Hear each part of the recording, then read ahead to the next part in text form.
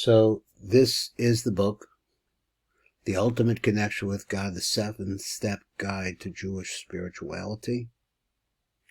And it's written by Rabbi Yosef Chaim Mimran.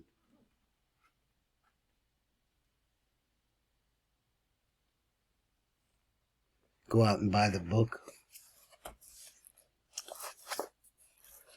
We'll come back and we're playing this same tune. We're on part 14, God Essence, the source of all things. In Kabbalah that we learn that there is a mind behind our ability to be able to understand its essence. So he says, we are likened to a ladder which stands in the earth and its head reaching to the heavens. This is through the root of our soul from a very high place. And through this we can rise up and get closer from level to the next, each person in accordance with his refinement and righteousness. Within these higher worlds we go up and down in accordance with our deeds. If good, then we go up. And if God forbid the opposite, we descend. So these are droshos, that is, speeches from the Tzlach. So he says the Holy Eitz Chaim, and he says, we're talking about the Kisvei, the writings of the Ari HaKodesh. Let me see if I can get this up a little bit better there. Beginning of Shari Gulim of the Yosher, he states like this: then in the timeless realm where God dwells, and the essence of everything that ever has been and ever will be, past, present, and future, all exists simultaneously in an unmanifested state of oneness and perfection, totally beyond anything the human mind can ever imagine or comprehend, as it is written, Ayin lo rasa, no eye has seen it. No human mortal has ever seen the world to come, and this is where time does not exist. The fact is that Benemius, time exists for us because we're people and we only live so long. So therefore time is important for everything that is involved. Can I get this done? And this is a world of action where we need to do things. But in the world of Benemius, the world of closest to God, there's no time.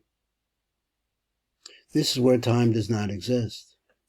Whereas, as in our world of seemingly separate forms, timeless perfection is an inconceivable concept. Here, even the soul, which is the light emanating from the eternal source, is nearly imperceptible due to our limited perception. As it is known from the Kabbalah, everything that exists has a soul, it has a pneumios, a God essence, and therefore has some degree of consciousness.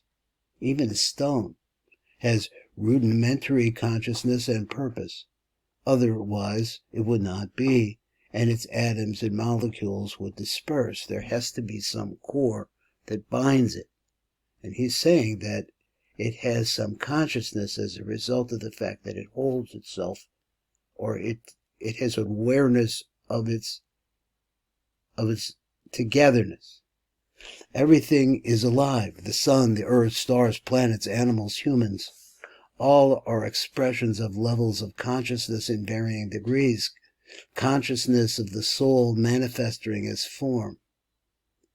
So I like the word manifest, because manifest means that something inside shows itself outside, and that's the form. We're constantly looking at the forms of things.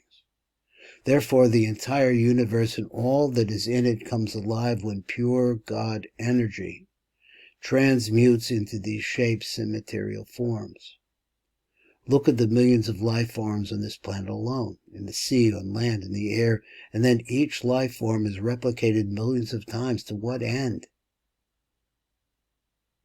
In the sea, most life forms don't survive for more than a few minutes after being born. The human form turns to dust pretty quickly, too. And when it is gone, it is as if it had never been. Is that tragic, or is it cruel? Only if you create a separate identity for each form, if you forget that its consciousness is God's essence express itself in form. Now, let's get these words again. Only if you create a separate entity for each form, that creation of every entity and seeing that each one is different. When you think of the word like that, you can't see anything. But if you forget that its consciousness is God's essence expressing itself in form, it's different that I'm confused by the word consciousness here. Conscious of the God essence, which is on the inside, manifesting itself in form. So therefore, that God essence in everything unites everything. This really cannot be internalized fully until you realize your own soul essence as pure godliness. Wow. He writes like this: the timeless realm where God dwells, and the essence of everything that ever has been and ever will be, past, present, and future, all exist simultaneously in an unmanifested state. We have to really think about this idea of manifestation in form, is what he said earlier. He says of oneness and perfection. Beyond the form, with every single person that you meet, is this aspect of godliness that is within them. This is Baruch Fleischman. We've been listening to the Tikkun Elevator Kollel and these deep words of Rabbi Yosef Chaim Mimran.